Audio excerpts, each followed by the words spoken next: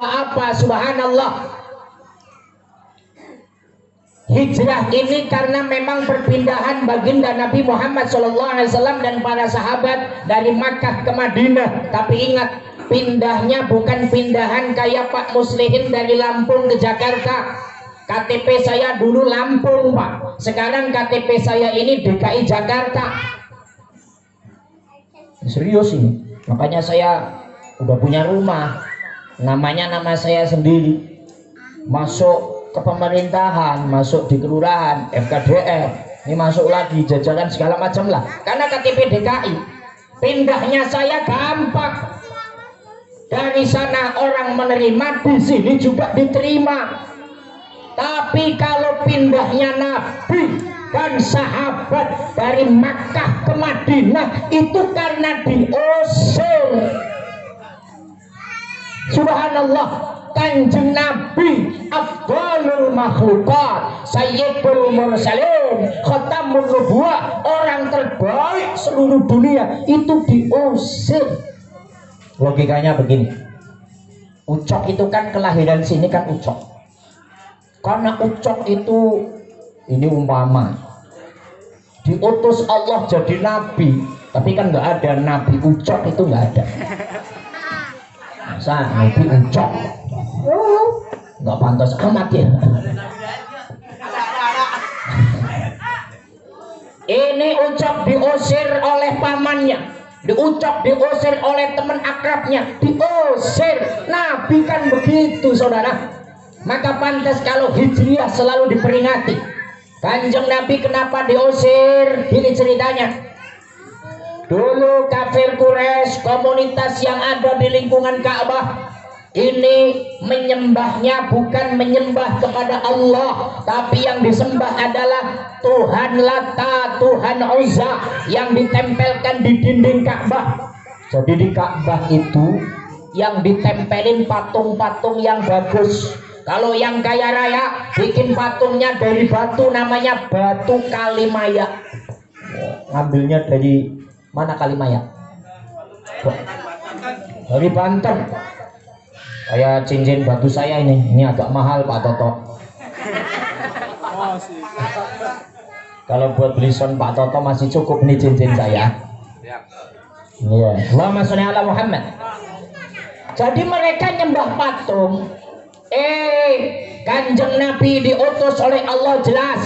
Nabi disuruh menyampaikan supaya apa? Tuhan kita ini bukan Lata Uzza. Tuhan kita adalah Allah yang menciptakan langit dan bumi. Tuhan kita adalah Allah yang menciptakan alam semesta kita semua. Maka jangan menyembah patung Lata, patung Uzza. 1 hari, 2 hari pengikut Nabi itu bertambah.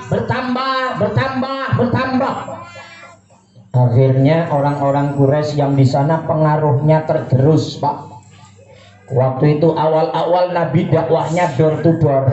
Lama-lama terang-terangan, tapi tetap banyak rong-rongan. Maka banyak orang-orang yang sudah masuk Islam diambil, diintimidasi, digebukin, bahkan dibunuh. Maka Kanjeng Nabi lama-lama sayang, kasihan sama para sahabatnya. Aduh, ini sahabat digebukin, diculik, usahanya diganggu. Maka pertama hijrah ke negara Habasyah, balik lagi. Akhirnya diutus oleh Allah Muhammad, sampaikan kepada para sahabat, dan kamu juga kudu hijrah ke kota Madinah. Dan memang disampaikan, Muhammad, kalau memang kamu tetap seperti itu, mending kamu pindah dari kota Makkah, Muhammad, jangan ada di sini.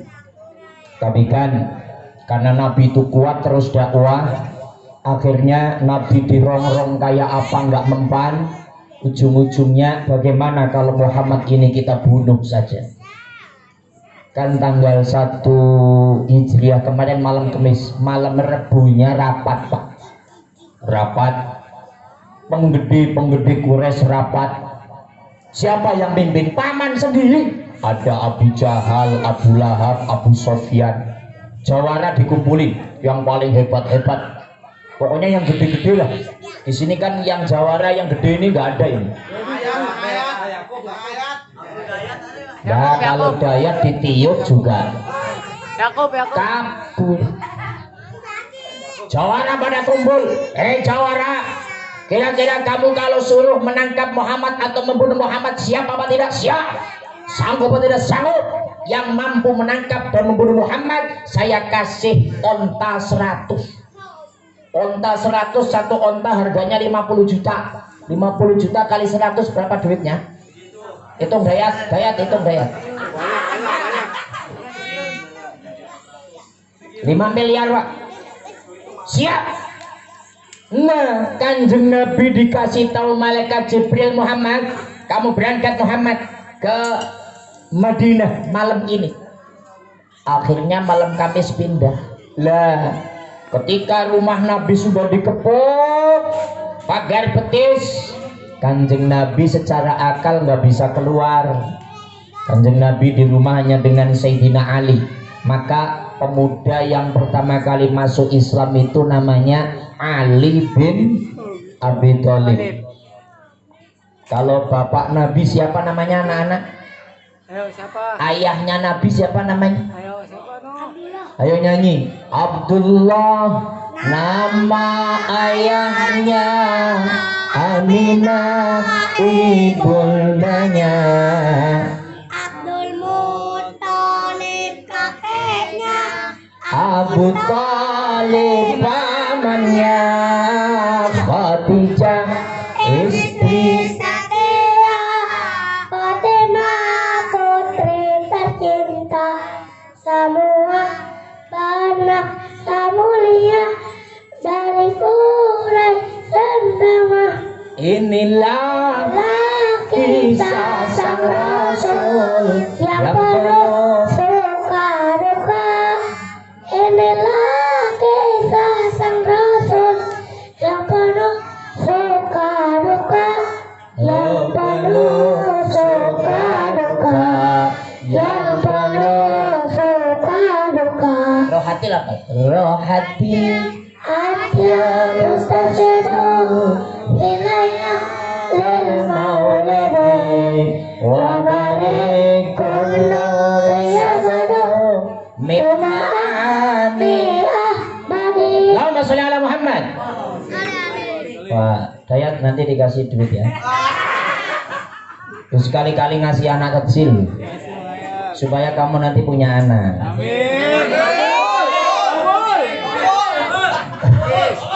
Ini doa kawan-kawan.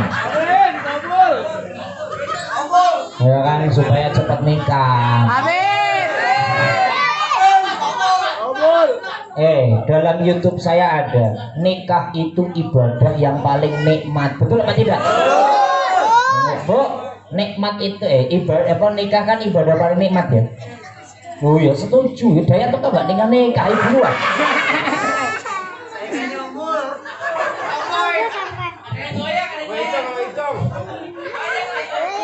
Allahumma sholli ala Muhammad. Ya. Ali. Enggak ada airnya. Iya iya. Kering. Ini sampai jam berapa mana ucap? Terus sampai umur. Sampai subuh. Allahumma sholli ala Muhammad. Ketika itu dalam rumah cuma dengan Sayyidina Ali. Ali masih muda.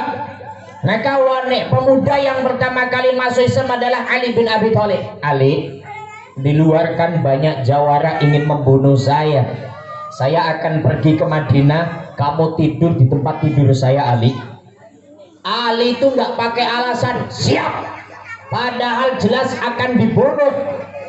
Nanti bisa jadi kalau Ali sedang tidur berselimutkan selimut Nabi bisa ditombak, bisa dipanah. Tapi karena cintanya dengan Nabi, yakin dengan Islam, maka Sayyidina Ali siap. Paginya Sayyidina Ali tidur, tutupkan selimut. Kanjeng Nabi keluar Pak. Tapi sebelum keluar, Kanjeng Nabi dikasih tahu malaikat Jibril, Muhammad, ambil pasir Muhammad. Jadi lantai Nabi itu pasir Bu. Diambil.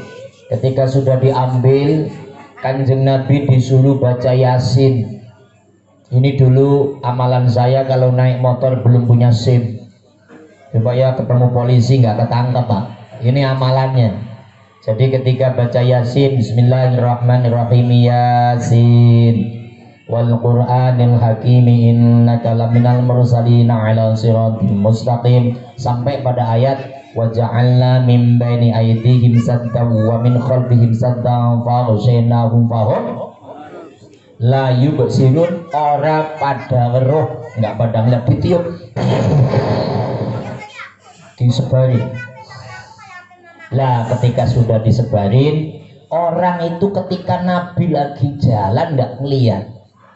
Jadi Nabi itu ya jalan aja, cuman jalannya dimik-dimik. Tahu dimik-dimik enggak? Jadi takut ketahuan sih. Ya kayak Jaya kalau mau rapat takut sama istrinya, kan begitu Jaya itu. Jadi keluar pelan-pelan, nutup pintu aja pelan-pelan supaya nggak kedengar istrinya. Ketika nutup ceklek, Pak, ya. Maka jarang nongkrong di Thomas kan sekarang. Sorry Jaya, kamu deket hanya untuk saya omong doang tuh.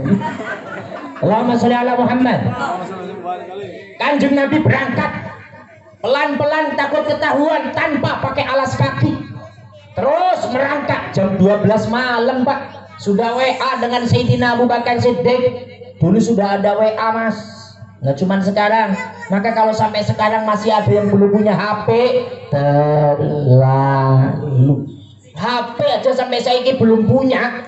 Yang Android, Dayat punya nggak Dayat? Asia Hidayah tuh. Asia Hidayah.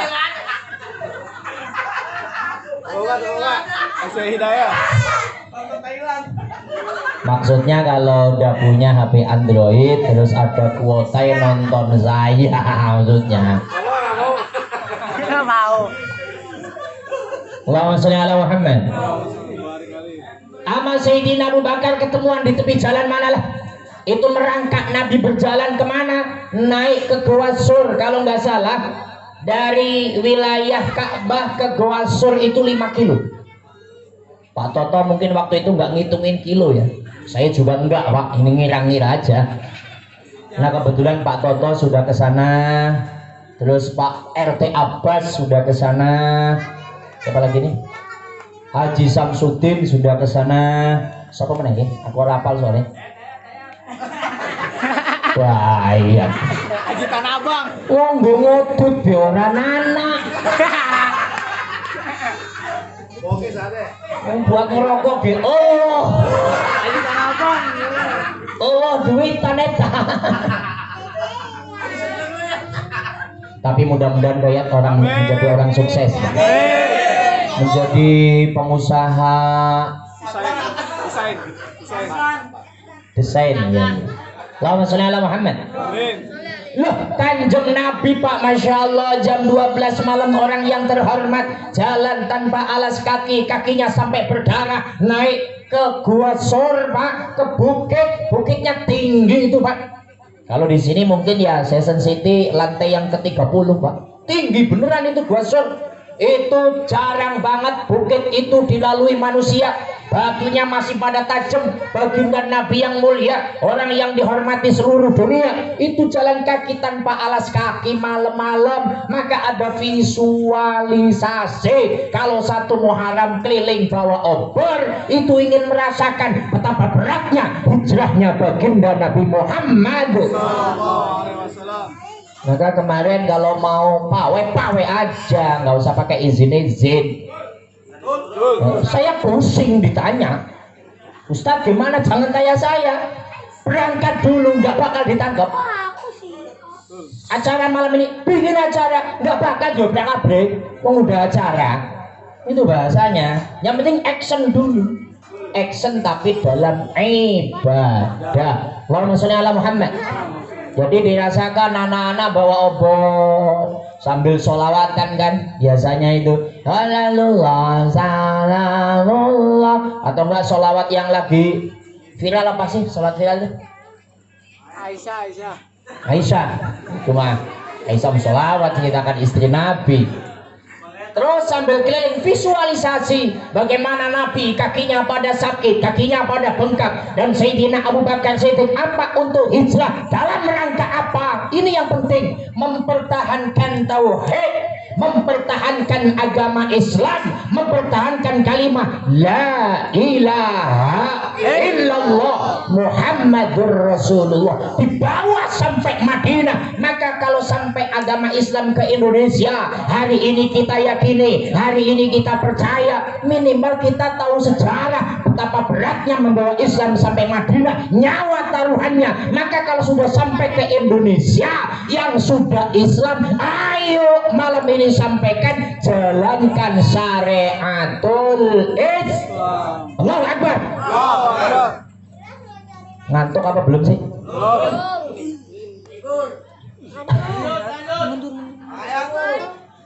Ya Allah, ya Allah. Allahumma sholli ala Muhammad.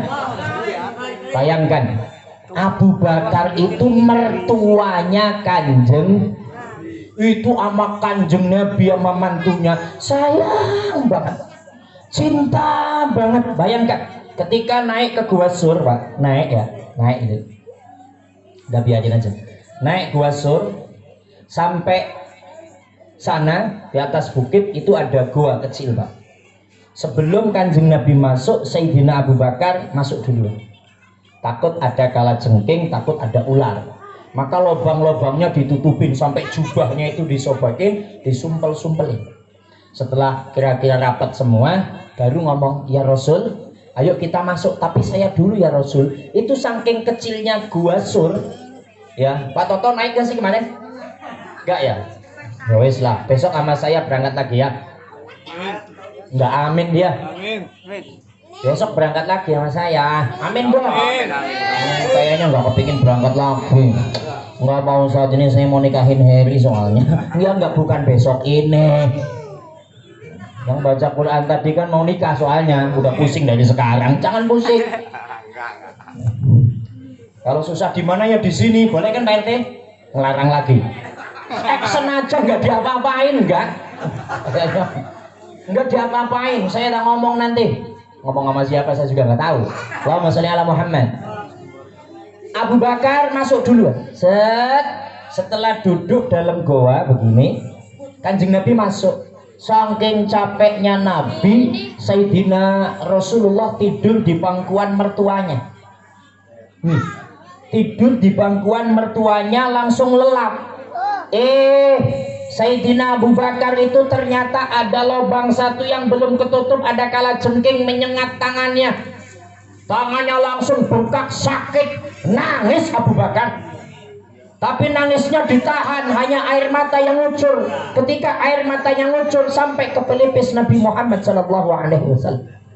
Ketika Kanjeng Nabi kena air mata, bangun kaget. Kok ada air? Apa hujan ya? Nabi mata yang indahnya melek, melihat Abu Bakar nangis, nahan sih. Abu Bakar, iya ya Rasul.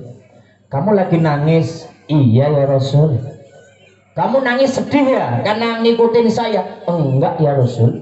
Apakah kamu ingat sawahmu, ladangmu, kormamu, rumahmu yang banyak? Karena Abu Bakar orang kaya. Ya kalau di sini Haji Samsudin lah. Amin dong Ji. Kalau mikir saya juga nggak kaya, malah mikir begitu. Amin aja, didoain. Karena ukuran kaya kan bukan di sini. Ukuran kaya itu di sini kan gitu. Di hati. Apakah kamu nangis karena meninggalkan hartamu yang banyak Abu Bakar? Tidak ya Rasul. Kamu meninggalkan onta-ontamu yang banyak? Enggak ya Rasul. Kamu meninggalkan semuanya yang ada di Makkah? Enggak ya Rasul. Terus kamu nangis karena apa? Ini ya Rasul, tanganku disengat kalajengking, bengkak ya Rasul. Masya Allah. Kenapa enggak ngomong? Saking cintanya dengan Nabi. Aku enggak berani membangunkan engkau ya Rasul, karena engkau kecapean. Masya Allah. Abu Bakar kenapa yakin banget dengan Nabi itu Rasulullah? Saya tanyakan, Sayyidina Abu Bakar dengan Nabi itu sahabat CS. CS itu apa sih? Teman sejati itu loh. Ngerokok satu batang berdua. Tapi kalau itu bukan CS, saking kere ya itu. Ini kelakuan Dayat ini begini Dayat. Dayat lagi.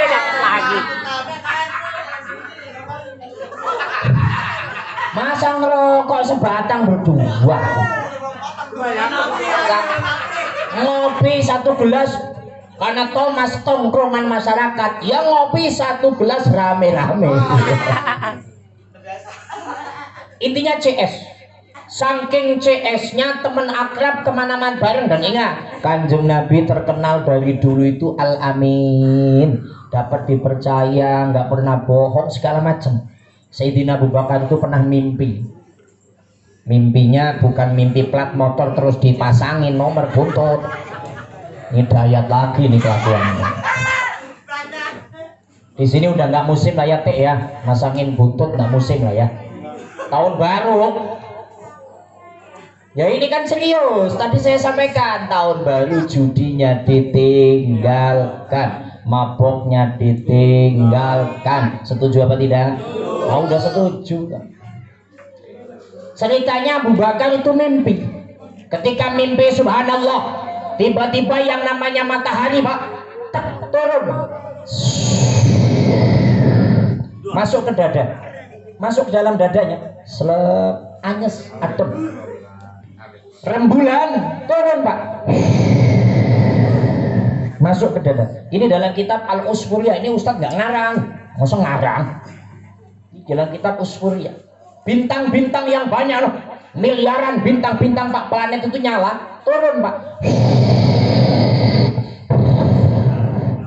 masuk. Ini kalau soundnya lebih bagus Pak, lebih parah ini Pak maksudnya. Tapi ini udah bagus Pak Toto, tenang Pak Toto. Ini sound sampean kan? Kalau bukan punya sampean saya omong ini Pak. Tapi karena panitia dadakan jadi nggak apa-apa. Saya maklumi, Masuk dada. Tapi adem. Habis itu Sayyidina Abu Bakar bangun. Ada apa ya? Padahal kalau kita buka sejarah kerajaan Majapahit. Halo? Majapahit siapa raja pertama namanya? Brawijaya apa Sriwijaya? Sutawijaya. Kalau Brawijaya raja yang terakhir yang masuk Islam, diislamkan Sunan Kalijogo, yang punya anak jadi Sultan Agung Raden Patah Demak. Saya hafal Pak begitu Pak. Allahumma sholli ala Muhammad. Ceritanya ada pemberontakan Rakuti, Ronggolawe Rakuti. Rakuti itu pernah mimpi rembulan masuk ke dada. Silakan buka primbon Pak. Di primbon itu ada siapapun yang mimpi kok ada bulan jatuh kepegang tangan atau apa, biasanya orang itu akan menjadi pejabat. Pokoknya jadi orang hebat lah. Makanya Mas, kamu yang kacamata, mimpinya mimpi apa? Mimpi indah. Kemarin malam 2 malam cerita mimpi plat motor dipasangin nembus, aku kurang aja gitu. Ujungnya kok pala. Allahumma sholli ala Muhammad. Ketika itu Sayyidina Abu Bakar, ini kenapa cinta kepada Nabi? Tanya kepada paranormal lah. Kalau sekarang itu paranormal, ahli hikmah, ahli Injil, Zabur dan Taurat, tapi kitab yang dulu. Pak, saya kok mimpi begitu, ada apa ya? Rembulan, matahari, bintang masuk dalam dada. Langsung orang tua ini ngomong, kamu punya temen ya? Temenmu itu namanya Ahmad ya? Namanya Muhammadnya? Iya. Temenmu itu perilakunya baik, berbudi luhur, orangnya santun, jujur, sama anak yatim seneng, sama tetangga seneng. Iya. Ingat, temanmu itu akan menjadi Sayyidul Mursalin, pemimpinnya para utusan. Temanmu itu akan menjadi Khatamun Nubuwah, Nabi akhir zaman. Temanmu itu afdhalul makhlukat, orang yang paling hebat di antara manusia. Dan kamu akan menjadi teman yang nomor satunya, jadi patihnya. Subhanallah. Jadi Abu Bakar ketika bujang sudah mimpi begitu. Sayyidina Abu Bakar setelah disampaikan oleh paranormal tadi Pak, itu nggak cerita sama siapapun sampai bertahun-tahun, sampai baginda Nabi diangkat menjadi Rasul di usia 40 tahun. Kanjeng Nabi menyampaikan kenabiannya. Setelah Abu Bakar juga iman, Sayyidina Abu Bakar ketika berdua tanya, waktu itu belum ada larangan manggil Nabi itu namanya. Tapi setelah ada turun ayat larangan manggil Nabi namanya, maka semua sahabat manggilnya ya Rasulullah. Ya Muhammad, waktu itu belum ada larangan. Kalau memang kamu nabi, kalau memang kamu rasul, kamu memang pesuruh Allah, tunjukkan mukjizatmu itu apa. Sayyidina Kanjeng Nabi apa jawabannya? Abu Bakar, apakah 10 tahun yang silam paranormal yang menjelaskan kepadamu itu belum cukup? Itu Sayyidina Abu Bakar kaget. Hah? Saya belum pernah cerita kepada siapapun, tapi kok kenapa Muhammad ini sudah tahu? Maka disitulah Sayyidina Abu Bakar yakin dan percaya kalau Kanjeng Nabi Muhammad Sallallahu Alaihi Wasallam adalah utusan Allah. Maka ketika tadi saya ulangi tidur, ikhlas, karena ini Rasulullah, ini utusan Allah, utusan Tuhan semesta alam. Nggak berani membangunkan ketika digigit oleh kalajengking. Ketika sudah bangun, ya sini saya obati, maka itu lukanya didoakan diludahi Kanjeng Nabi. Usap langsung sembuh. Tapi kalau ludahnya Dayak, Bang Dayat lagi, Bang Dayat lagi.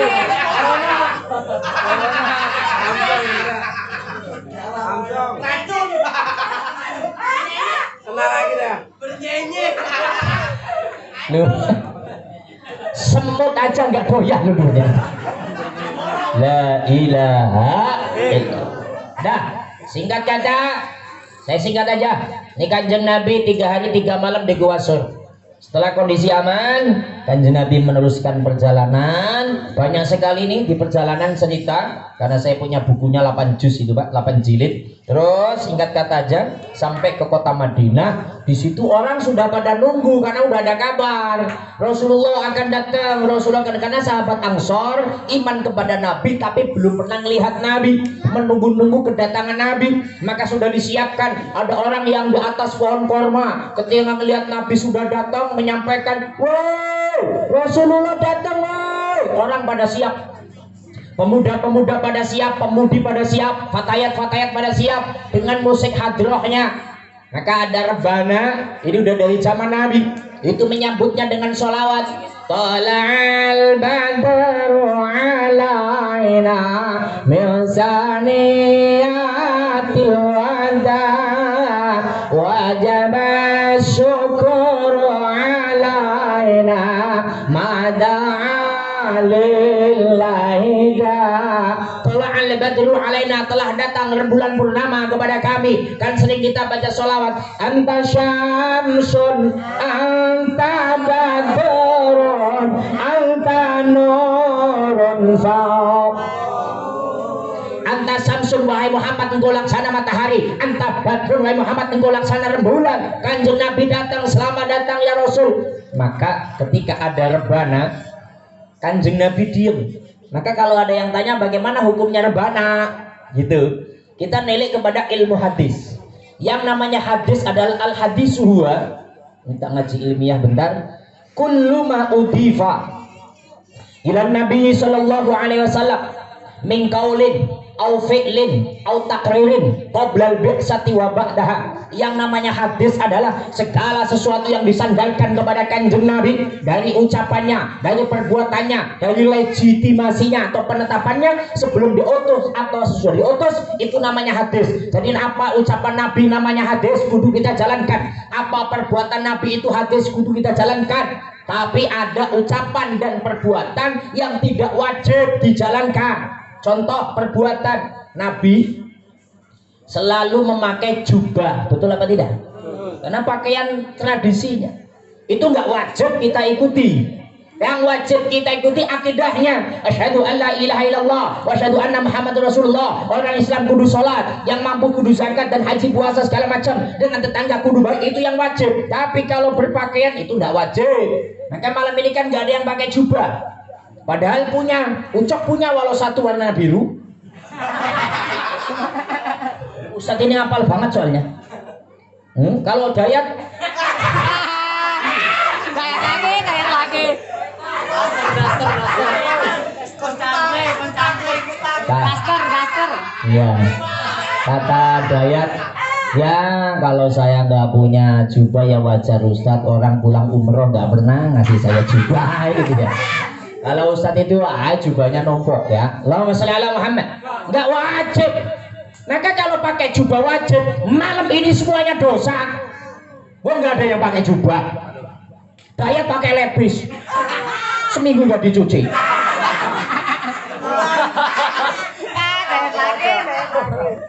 Makanya nggak wajib pakaian takririn atau penetapan. Jadi rebana, ketika rebana itu ditabuh sambil tolak al-badru, Nabi nggak merintah, Nabi nggak ngelarang, tapi Nabi cicing, nyaho cicing. Nabi menang baik.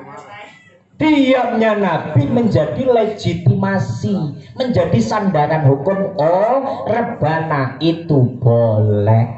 Gitu loh Mas Bro. Terus Ustadz, bagaimana dengan musik-musik yang lain? Ada organ, ada gitar. Apalagi kemarin kan Ustadz ceramah harus pakai gitar, pakai organ. Itu hukumnya bagaimana Ustadz? Haram. Selain rebana nggak boleh. Yang organan, yang gitaran, yang sulingan, itu nggak boleh, haram. Tapi kenapa Ustadz kok pakai seperti itu? Sekarang nggak pakai. Kenapa asal malam ini nggak pakai? Yang bayar nggak kuat. Karena saya kalau pakai klub itu minimal 7 juta. Yang ucok bisa pingsan sekarang. Allahumma sholli ala Muhammad.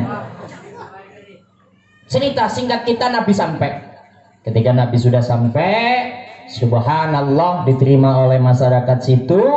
10 tahun Nabi di kota Madinah, Islam bisa syiar dan berkembang kemana-mana.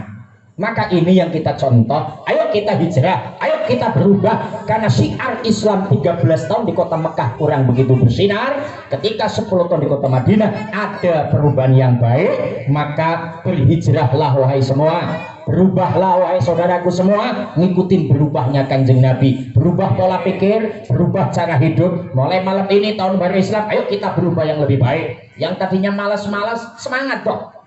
Yang tadinya nggak ibadah, ayo ibadah dong. Hidup ini cuma sekali, ingat akan kembali kepada Allah dan diminta pertanggungjawabannya. Yang memang sholat, yang memang ibadah akan dapat jaminan masuk surga. Yang tidak pernah ibadah, masya Allah, nanti kalau udah masuk neraka di sana nyesel itu udah nggak ada guna. Ya, masuk di sana udah nggak ada gunanya. Maka malam ini kami sampaikan, ayo momen hijrah, momen perubahan, ayo kita benar-benar berubah dari diri sendiri, mulai dengan keluarga, mulai dengan jamaahnya. Mudah-mudahan perubahan ini akan betul-betul lebih memantapkan iman Islam kita kepada Allah Subhanahu wa ta'ala. Dah, sampai di sini saja. Jamnya sudah jam 10:30. Mudah-mudahan sedulur-sedulur saya yang di Thomas, tongkrongan masyarakat, memang tongkrongan ini tongkrongan bersejarah, bisa menciptakan regenerasi yang baik. Mudah-mudahan kedepannya ada musola yang sudah dibangun baru, masih proses. Ini nanti kalau jamaah penuh terus, kalau pengajian ngaji terus, ya. Pokoknya pemudanya giat lagi kayak dulu lah. Saya tuh kepengen di sini kayak dulu lagi. Jadi pemudanya kompak dalam kebaikan. Kayak begini kan malam ini kompak. Ayo kita hidup kembali, gugah kembali. Pokoknya kalau ada kegiatan sosial, kegiatan agama, ayo kompak kayak dulu lagi. Mudah-mudahan nih RT saya ada sebelah saya, nanti akan memompa ilmunya untuk ucok lah ya, dan kawan-kawan, supaya hidup kembali. Kira-kira kalau kompak kembali dalam kebaikan, setuju apa tidak? Setuju apa tidak? Setuju apa tidak? Sallu ala Nabi Muhammad. Wallahul muwaffiq ila aqwamit thariq.